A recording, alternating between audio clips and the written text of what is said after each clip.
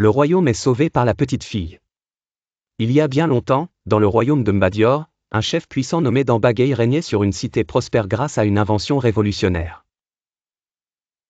Une machine magique qu'on appelait la pensante, capable de calculer, prédire et guider les décisions du royaume. Damba était un homme intelligent, mais au fil des saisons, il s'était entouré de conseillers avides et avait oublié ce qui avait fait la force de son peuple, les gens ordinaires. Le royaume devenait froid, sans musique, sans rire. On ne chantait plus, on ne racontait plus d'histoires. Tout devait être efficace, rentable, optimisé.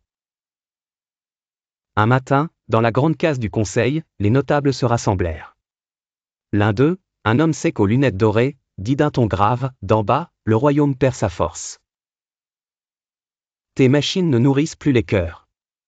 Le peuple ne rêve plus. Si tu ne trouves pas une solution avant la prochaine lune, nous te retirerons la calebasse du pouvoir. Le roi resta silencieux. Son cœur était fatigué. Mais au moment où il allait parler, la porte s'ouvrit doucement.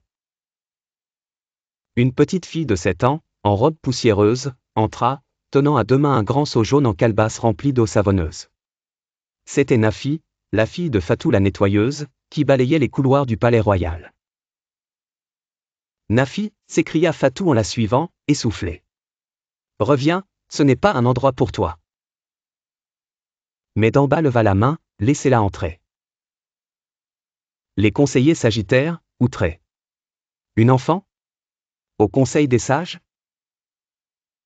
Nafi s'avança sans peur. Elle posa doucement son seau au sol, leva les yeux vers le roi et dit. Tu as renversé ça hier, quand tu es sorti furieux de ta case. Tu criais contre les anciens, contre les chiffres, contre le monde. Tu n'as même pas vu que tu avais mis le pied dans ma calebasse. Un silence tomba sur la pièce. Ma mère dit qu'on ne dérange pas les chefs. Mais, tu avais l'air triste, fit Nafi. D'en bas, ému, lui demanda, et que crois-tu qu'il faut pour que le royaume ne s'écroule pas? La petite sortit de son sac un vieux morceau de tissu sur lequel elle avait dessiné à la craie, le palais royal, entouré de petits personnages, les griots, les lavandières, les pêcheurs, les enfants, les mères. En haut, elle avait écrit avec son doigt trempé dans le savon.